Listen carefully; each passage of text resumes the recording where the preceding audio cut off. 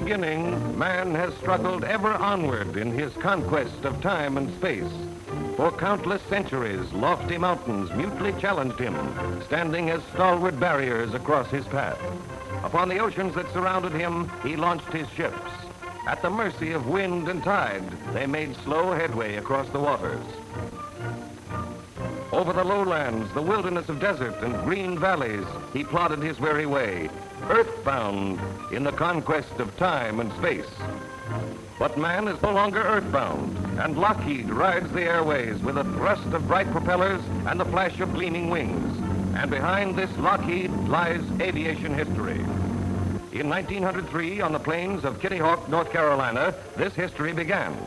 In the granddaddy of all modern planes, the Wright brothers won immortality by sustaining flight in a heavier-than-air flying machine. There is no fuss or ceremony, no cheering crowds. The motors sputter and catch, weights drop, the ship catapults off the ground into the air for the first flight on record. Since then, aviation history is written in a never-fading book of records. A Lockheed Vega, the well-known Yankee Doodle, reaches New York from Los Angeles in 18 hours and 58 minutes.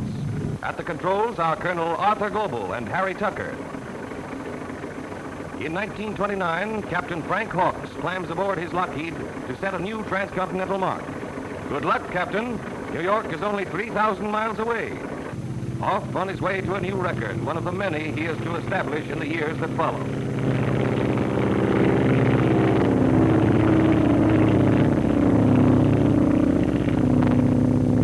Into the cockpit of his Lockheed Sirius climbs Colonel Charles Lindbergh. Mrs. Lindbergh is with him. Flying together, as always, they are heading from Washington, D.C., across the Bering Sea to Japan.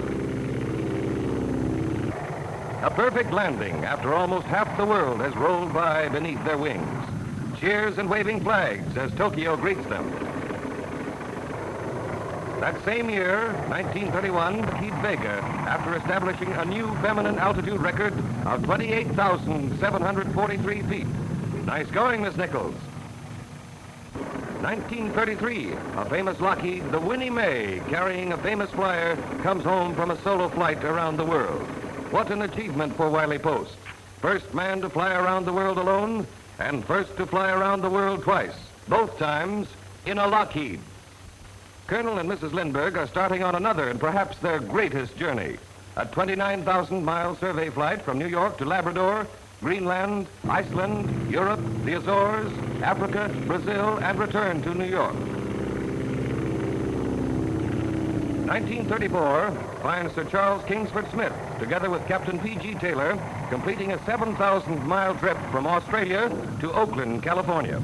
It is the first crossing of the Pacific from west to east, and Sir Charles, in his Lockheed Altair, the Lady Southern Cross, has made it in less than 55 hours. This great flyer and great plane certainly deserve congratulations. In 1935, Amelia Earhart flies her Lockheed from Honolulu to Oakland. She is the first woman to make a solo flight over the Pacific, covering the distance in 18 hours, 16 minutes. The crowd hails her for an outstanding performance. 1938, Howard Hughes hurries to his plane for the start of his race around the world. 3 days, 19 hours, and 9 minutes later, his Lockheed brings him back to New York and a new record. In less than 4 days, he saw 5 sunrises, and the plane actually beat the revolution of the Earth on its axis. Records and more records. And these are just part of a long list.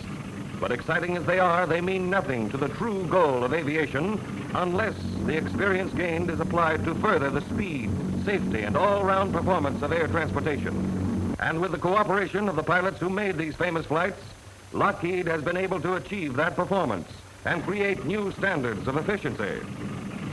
That was true in the development of this Electra, which was Lockheed's first all-metal bimotor transport.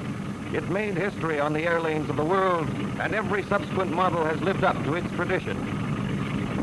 Here is the 12. It is a smaller ship, accommodating 6 passengers and answering the proven need for a plane that can combine economy with the performance of a large airliner. This Lodestar is a luxury transport. Certainly one of the best looking, it is today probably the fastest commercial ship on regular airline service. And for the convenience of all customers, service and parts depots have been established throughout the world to maintain the peak performance of Lockheed's vast fleet. And in all corners of the globe, 24 hours of every day, these ships fly the airways in routine flight, confidently accomplishing the jobs for which they were built, the conquerors of time and space. And out of the vast production line come Lockheed's, the 212, the Electra, the 12, the Hudson Bomber, the Lodestar, and now Lockheed's answer to the challenge of our times, the Interceptor Pursuit P38. It has been developed solely for national defense, and Army officials consider it the fastest military plane in the world today. The P38, a man-made comet.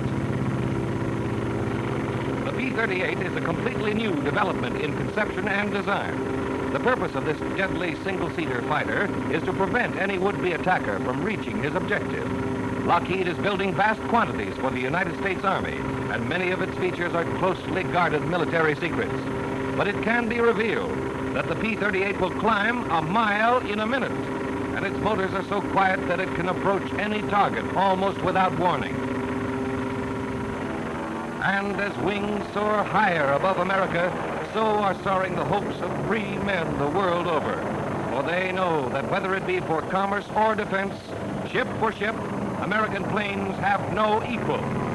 And just as Lockheed commercial transports serve the people, so do the Lockheed military planes stand ready to serve should the need arise. The striking power of Hudson bombers, the speed of the P-38,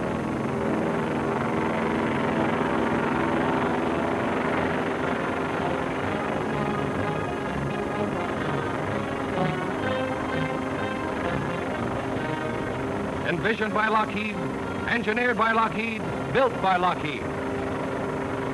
Wings of eagles for the protection of our country. Wings of progress for the prosperity of our people, today and tomorrow.